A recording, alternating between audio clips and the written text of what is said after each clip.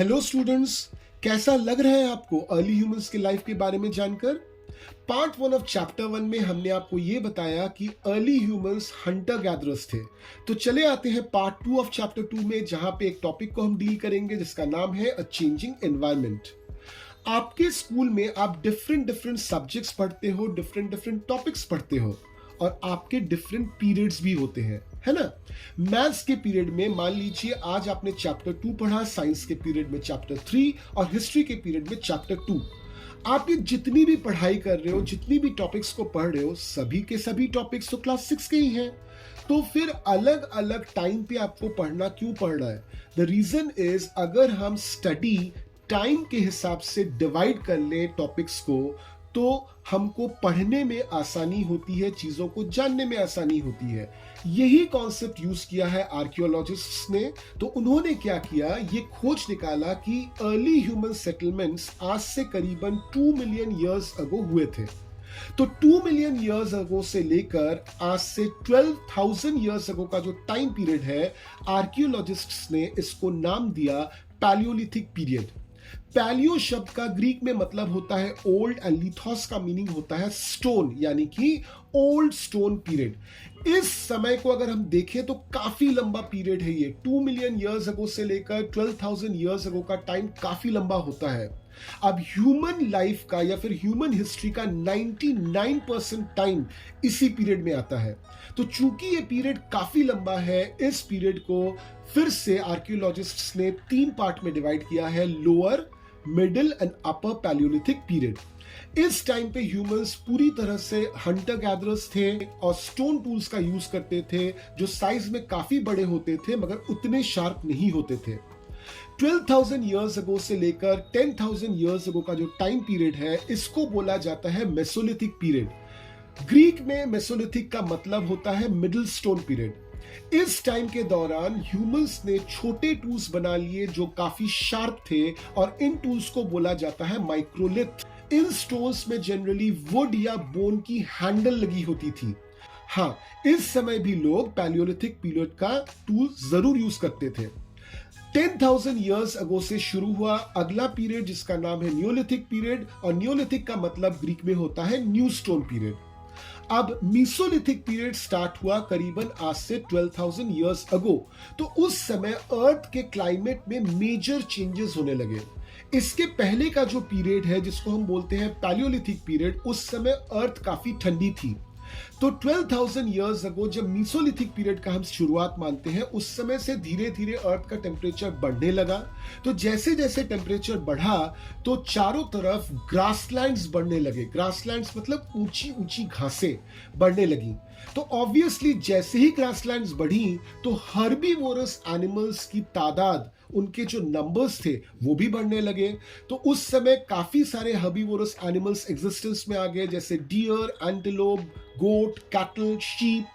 तो ह्यूमंस ने इन एनिमल्स को देखना शुरू किया, इन एनिमल्स के बारे में समझना शुरू किया, इन एनिमल्स के ब्रीडिंग सीजन यानी कि किस समय इनके बच्चे होते हैं ये समझना शुरू किया।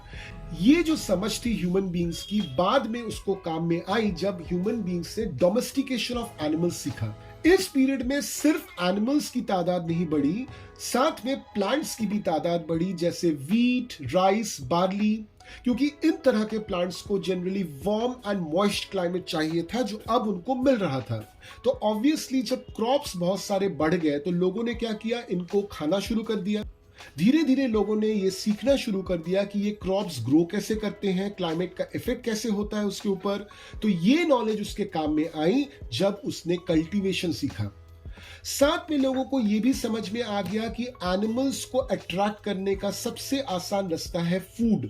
तो उन्होंने एनिमल्स को अट्रैक्ट करने के लिए उनको फूड ऑफर करना शुरू कर दिया, और एनिमल्स जब अट्रैक्ट हुए तो इस फूड के जरिए धीरे धीरे उन्होंने एनिमल्स को डोमेस्टिकेट करना शुरू कर दिया, पालतू बनाना शुरू कर दिया। इनफैक्ट जो सबसे पहला एनिमल था जिसको इंसान ने टेम किया था, दैट वाज डॉग। क्यों? क्योंकि आज भी हमको पता है कि डॉग को बाकी एनिमल्स की तुलना में टेम करना ज्यादा आसान होता है। साथ ही लोगों ने टेम करना शुरू कर दिया शीप, गोट, कैटल, पिग्स। ये सभी के सभी एनिमल्स अगर आप देखें तो ये झुंड में चलते हैं।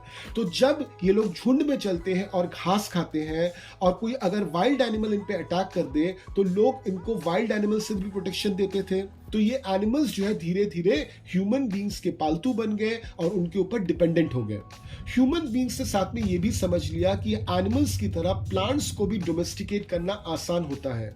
तो ऐसे प्लांट्स जिनके ग्रेन्स या फिर जिनके दाने बड़े हैं, या फिर ऐसे प्लांट्स जिनकी टहनियां चौड़ी हैं, स्ट्रॉन्ग हैं, ताकि पेड़ों पर अगर फल आ जाए तो भी ये टहनियां टूटे नहीं, या फिर वो प्लांट्स जिनमें डिजीजेस कम होते हैं, इस तरह के प्लांट्स को ह्यूमन बींग्स से डोमेस्टिकेट करना शुरू कर दिया, जैसे व्हीट एंड बार्ली। तो धीरे धीरे concept of domestication of plants and concept of domestication of animals बढ़ता रहा। ऑब्वियसली ये पूरा डोमेस्टिकेशन का इतिहास जो है कुछ एक सालों में कंप्लीट नहीं हुआ, इसको बहुत साल लगे, जिसकी शुरुआत करीबन 12,000 ईयर्स अगो से हुई थी। आज भी अगर हम देखें तो वाइल्ड एनिमल्स और वाइल्ड प्लांट्स के साथ हमारे जो डोमेस्टिकेटेड एनिमल्स होते हैं, डोमेस्टिकेटेड प्लांट्स होते हैं, उनका काफी अंतर हमको मिल जाता है। जैसे वाइल्ड एनिमल्स के जो जबड़े होते हैं, जॉज होते हैं या फिर टीथ होता है, वो काफी स्ट्रॉन्ग होता है डोमेस्टिक एनिमल्स के कंपैरिजन में। और ठीक उसी तरह से जो वाइल्ड प्लांट्स होते हैं उनमें पॉइजनस फ्रूट आता है जो डोमेस्टिक प्लांट्स में नहीं आता। डोमेस्टिकेशन ने ह्यूमन बींग्स की लाइफ को पूरी तरह से बदल कर रख दिया। पहले ह्यूमन बींग्स एनिमल्स को मारते थे और जो भी खाना उनको मिल जाता था उसको समेट लेते थे, गैदर कर लेते थे खाने के लिए। मगर अब ह्यूमन बींग्स ने चूज करना शुरू कर दिया कि उनको क्या खाना है और कब खाना है। ह्यूमन बींग्स ने सीड को जैसे खाना शुरू किया, साथ साथ सीड्स को स्टोर करना भी शुरू किया। छोटे छोटे यूटेंसिल्स में एंड पॉट्स में उन्होंने सीड्स को रखना शुरू कर दिया, उस समय तक जब तक सही समय ना आ जाए इन सीड्स को बोने के लिए। और यहां से शुरू हुई द प्रोसेस ऑफ कल्टीवेशन की। साथ में लोगों ने यह भी समझ लिया कि एनिमल्स का अगर थोड़ा सा हम प्रॉपर ध्यान रखें तो ये एनिमल्स हमें मिल्क और मीट दोनों दे सकते हैं। अब जब कल्टीवेशन शुरू हो गया और साथ में एनिमल हर्डिंग शुरू हो गया तो लोग एक जगह पे सेटल होना शुरू कर दिए और इससे धीरे धीरे उनकी नोमैडिक लाइफ की जो प्रवृत्ति थी वो खत्म होनी शुरू हो गई। तो अब ह्यूमन बीइंग सेटल होने लगे, मगर सेटल होने के बाद उनकी लाइफ में क्या चेंजेस आए, इसको जानने के लिए आपको देखना पड़ेगा पार्ट 3 ऑफ चैप्टर 2, जिसमें हम डील करेंगे topic towards a settle life. Till then keep learning.